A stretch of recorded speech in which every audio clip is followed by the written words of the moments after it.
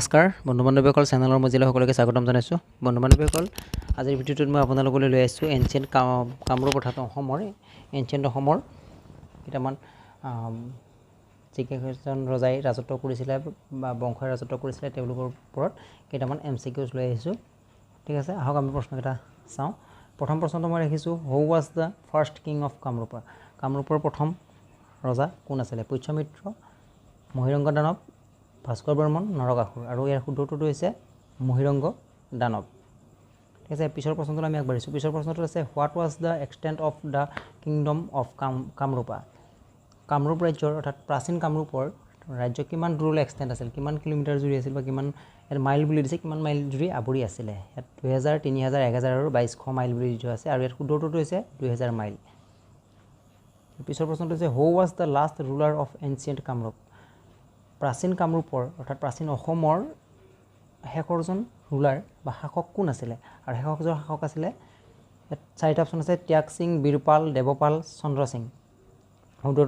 উত্তৰটো হৈছে ত্যাগ সিং ঠিক আছে তেখেতে 890 পৰা 900 এইখিনি সময়ত শাসন কৰিছিলে what was the ancient name of Assam mentioned in Ramayana and Mahabharata Ramayana আৰু মহাভাৰতত প্ৰাচীন অসমৰ নাম কি বুলি উল্লেখ আছে কাৰণ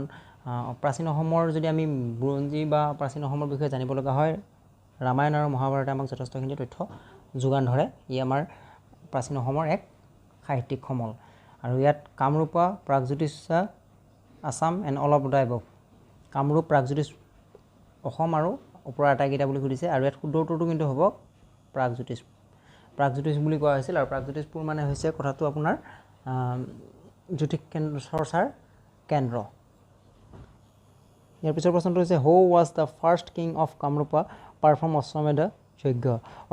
যজ্ঞ পাৰফৰ্ম কৰা অৰ্থাৎ অশ্বমেধ যজ্ঞ পালন কৰা প্ৰথমজন কামৰূপৰ ৰজাৰ নাম বা শাসকৰ নাম সুধিছে ভাস্কৰ বৰ্মন পুষ্য বৰ্মন ব্ৰহ্মপাল আৰু মহেন্দ্ৰ বৰ্মন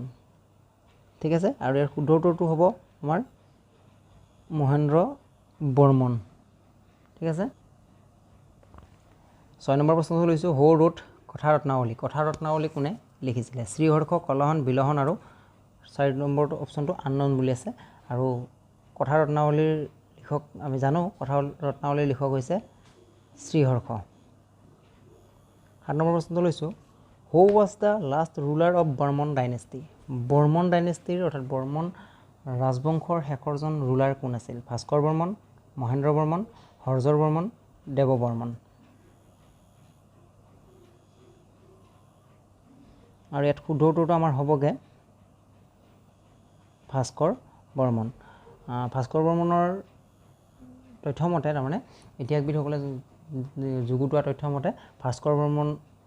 চিৰকুমাৰ আছিল বিয়া বাৰু পতা নাছিল তেখেতৰ উত্তৰাধিকাৰী নথকাৰ বাবে তেখেতৰ মৃত্যুৰ পিছত ভাস্কৰ বৰ্মনৰ অৱসান ঘটিছিল ঠিক আছে ভাস্কৰ বৰ্মন হ'ব আমাৰ এতিয়া শুদ্ধ উত্তৰটো পুনৰবাৰ ক'লোঁ ইয়াৰ পিছৰ প্ৰশ্নটো হৈছে who is known as Maharaja Dhiraja in ancient Assam তলৰ কোনজন তাৰমানে মহাৰাজা ধীৰাজা হিচাপে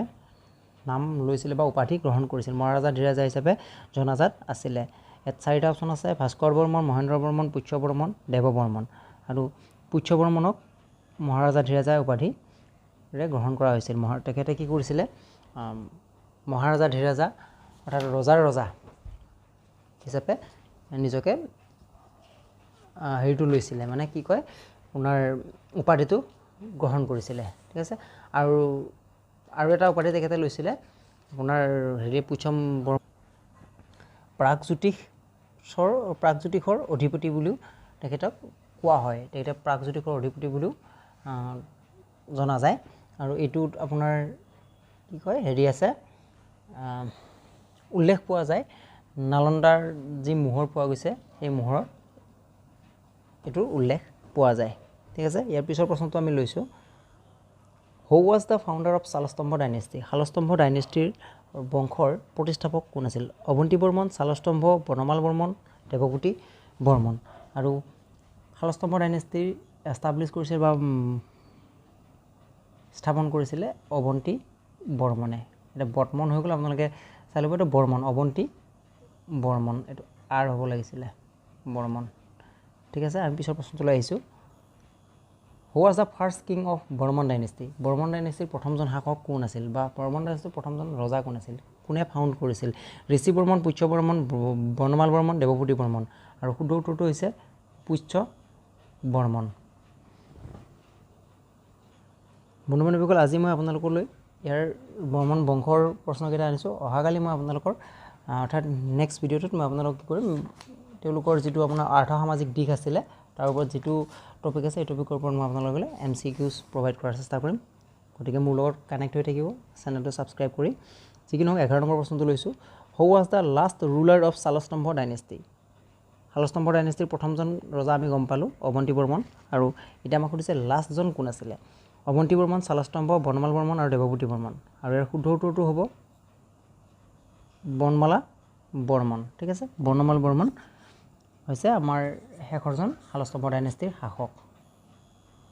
Borgaon inscription belong to which reign Bargaon নামৰ ঠাইত যিখন ইনস্ক্ৰিপশ্যন পোৱা হৈছে কপাৰ একচুৱেলি ইনস্ক্ৰিপশ্যন নহয় এইটো তাম্ৰপত্ৰ হয় কপাৰ প্লেট হয় আপোনালোকে এইটো চাই ল'ব copper plate Bargaon copper plate Bargaon তাম্ৰপত্ৰ বিলং টু হুইচ ৰিন কাৰ দিনৰ বুলি জানিব পৰা গৈছে দেৱপাল ৰত্নপাল ব্ৰহ্মপাল গোপাল আৰু বৰগাঁও তাম্ৰলিপি হৈছে ৰত্নপালৰ the god worship by the Salastambha dynasty Salastambha ডাইনেষ্টিৰ লোকসকলে কি দেৱতাক পূজা কৰিছিলে ব্ৰহ্মা বিষ্ণু ইন্দ্ৰ হাতক তেওঁলোকে এটা হাতাক নামৰ এটা দেৱতাক পূজা কৰিছিলে আৰু তেজপুৰত ইয়াৰ মন্দিৰ আছে হাটাকচুলিন মন্দিৰ বুলি হাটাকাচুলিন মন্দিৰ ঠিক আছে আমি পিছৰ প্ৰশ্নটো পাই যাম হু এষ্টাব্লিছ হিজ কেপিটেল এট হৰপেশ্বৰ নাও তেজপুৰ তলৰ কোনজনে মানে নিজৰ কেপিটেল নিজৰ ৰাজধানী আগৰ ৰজাবোৰৰ এটা নিজৰ এক প্ৰকাৰ চখো আছিলে ধৰক কি হয় তেখেতে শাসনভাৰ লোৱাৰ পিছত ৰাজধানী সলায় ঠিক আছে কিছুমান শাসকে সকলোৱে নহয় আৰু এই কেপিটেল প্ৰাগজ্যোতিষৰ পৰা হৰপেশ্বৰ অৰ্থাৎ বৰ্তমানৰ তেজপুৰ বুলি ইতিহাসবিদসকলে ঠাৱৰ কৰিছে কোনে ট্ৰেন্সফাৰ কৰিছিলে ইয়াত চাৰিটা অপশ্যন আছে হৰ্যৰ বৰ্মন হৰ্ষ বৰ্মন বিষ্ণু বৰ্মন বনমাল বৰ্মন আৰু শুদ্ধ উত্তৰটো হৈছে হৰ্যৰ বৰ্মনে হৰপেশ্বৰ বৰ্তমানৰ তেজপুৰ বুলি ঠাৱৰ কৰা হৈছে তালৈ নিজৰ ৰাজধানী স্থানান্তৰিত কৰিছিলে Ulubari copper plate belong to which Rin Ulubari copper plate আগত আমি পাই আহিলোঁ বৰগাঁও কপাৰ প্লেট ৰত্নপালৰ লগত জড়িত ৰত্নপালৰ দিনৰ আৰু উলুবাৰী কপাৰ প্লেট কাৰ দিনৰ সুধিছে বনমাল বৰ্মন ছেকেণ্ড গোপাল হৰ্যৰ বৰ্মন হৰ্ষ বৰ্মন আৰু শুদ্ধ উত্তৰ দিছে বনমাল বৰ্মন ইয়াৰ পিছৰ প্ৰশ্নটো লৈছোঁ who was the founder of Pal dynasty Pal ডাইনেষ্টিৰ ফাউণ্ডাৰ বা প্ৰতিষ্ঠাপক কোন আছিল গোপাল বীৰপাল দেৱপাল ব্ৰহ্মপাল আৰু শুদ্ধ উত্তৰটো আপোনালোকে জানেই তথাপি মই এবাৰ উনুকিয়াইহে দিলোঁ গোপাল ঠিক আছে 17 নম্বৰ প্ৰশ্নলৈ আগবাঢ়িছোঁ who was the last ruler of Pal dynasty প্ৰথমটো আমি গম পালোঁ গোপাল আৰু শেষৰজন কোন আছিল সুধিছে গোবিন্দ পাল মদন পাল দেৱপাল ৰামপাল আৰু শুদ্ধ উত্তৰটো হৈছে Ramapala Varman dynasty known as other name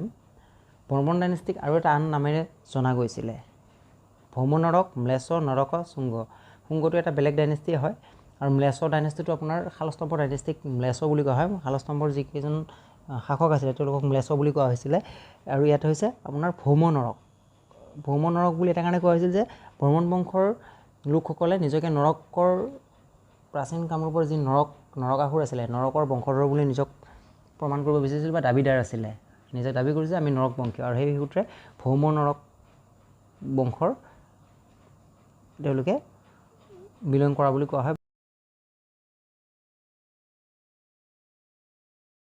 হয় who build the Hetukakhulin temple at মই আগৰ প্ৰশ্নটো কৈ আহিছিলোঁ যে হেতুকাখুলিন শিৱ মন্দিৰ বনাইছিলে হেতুকাখুলিন মন্দিৰ আৰু হেতুকাখুলিন মন্দিৰ কোনে বনাইছিলে হৰপেশ্বৰত আৰু হৰপেশ্বৰ বৰ্তমান হৈছে আমাৰ তেজপুৰ চাৰিটা অপশ্যন আছে বল বৰ্মন ছেকেণ্ড গোপাল হৰ্যৰ বৰ্মন হৰ্ষ বৰ্মন আৰু শুদ্ধ উত্তৰটো হৈছে হৰ্যৰ বৰ্মনে কৈ আহিলোঁ হৰ্যৰ বৰ্মনে প্ৰাগজ্যোতিষপুৰৰ পৰা হৰপেশ্বৰলৈ নিজৰ ৰাজধানী স্থানান্তৰিত কৰিছিল আৰু তাতে হেতুকাখুলিন মন্দিৰ নিৰ্মাণ কৰিছিল during which reign Hiuen Tsang visited to Kamarupa কাৰ শাসনকালৰ সময়ত হিউৱেন চাং ভাৰতলৈ আহিছিল বা অসমলৈ আহিছিল সেই সময়ত তেখেত ভাৰতলৈ অহা বুলিয়ে ক'ব পাৰি কাৰণ সেইফালে হৰ্ষবৰ্ধনো আছিলে আৰু হৰ্ষবৰ্ধনে আমাৰ যিটো সমসাময়িক আছিল ভাস্কৰ বৰ্মনৰ লগত গতিকে হিউৱেন চাং ভাৰতলৈ অহাৰ সময়ত আমাৰ অসমৰ বা কামৰূপৰ শাসনত আছিলে ভাস্কৰ বৰ্মন ঠিক আছে ইয়াৰ পিছৰ প্ৰশ্নটোলৈ আহিছোঁ ইয়াৰ পিছৰ প্ৰশ্নটো হৈছে হৌ ৰোড দ্য হৰ্ষচৰিত কলহন বিলহন শ্ৰীহৰ্ষ বাণভট্ট কলহনে ৰাষ্ট্ৰৰংগনী লিখিছিল শ্ৰীহৰ্ষই কথাৰত্নাৱলী লিখিছিল আৰু বাণভট্টই লিখিছিলে আমাৰ হৰ্ষচৰিত ঠিক আছে ইয়াৰ পিছৰ অৰ্থাৎ অন্তিমটো প্ৰশ্ন আমি লৈছোঁ অন্তিমটো প্ৰশ্ন হ'ল হৌ ৰোড দ্য বুক চিইউকি কিতাপখন কোনে লিখিছিল আৰু চিইউকি কিতাপৰ লিখক হৈছে আলবেৰুনি মহম্মদ উদ্দিন চিৰাজ প্ৰাচীন ভাৰতৰ তথা অসমৰ ইতিহাসৰ বাবে এক উল্লেখযোগ্য সম্পদ লিখি থৈ যোৱা ব্যক্তি হিউৱেন-চাং আৰু ফাহিয়েন আৰু ইয়াত শুদ্ধ উত্তৰটো হৈছে চিইউকিৰ লিখক হিউৱেন-চাং ঠিক আছে বন্ধুসকল ভিডিঅ'টো ইমানেই আছিল পৰৱৰ্তী ভিডিঅ'ত লগ পোৱাৰ আশাৰে ধন্যবাদ জয় অসম